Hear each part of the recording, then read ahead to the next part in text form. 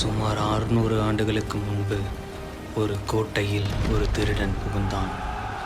மன்னனும் மக்கள்களும் பயத்தில் ஓடினார்கள். அதே சமயம் குப்பன் பூசாரி சந்நியாசியிடம் இருந்து மந்திரம் கற்றுக்கொண்டிருந்தார். கருப்பசாமியிடம் பேசும் வல்லமை கிடைத்தது. கிராமத்தில் திருடர்கள் நுழையும் பயத்தினால் மக்கள்கள் பதறித் திரிந்தனர். அப்போது கருப்பசாமி அவர்கள் முன் தோன்ற மன்றாடி கும்பிட்டனர். அதன் பிறகு குப்பன் பூசாரி கருப்பசாமியை தலையில் ஏந்தியபடி தெருவில் நடக்க 8 அடிக்கு ஒரு கிடா பலி கொடுத்து அவரை அழைத்து வந்தார்கள்.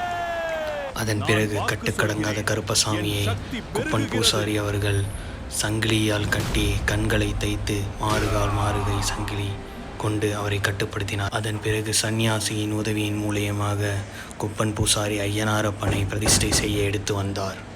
அதன் பிறகு கருப்பசாமி ஐயனாரப்பனை பூஜை செய்து வழிபட்டனர். குலதெய்வம் என்பது ஒரு கோவில் மட்டுமல்ல, அது ஒரு குடும்பத்தின் அடையாளம், முன்னோர்களின் உயிரோடு வாழும் நம்பிக்கை. கோவிலின் குடமுழுக்கு முடிந்த பிறகு மக்கள் அனைவரும் ஒன்றாக உட்கார்ந்து சமபந்தி உண்டனர்.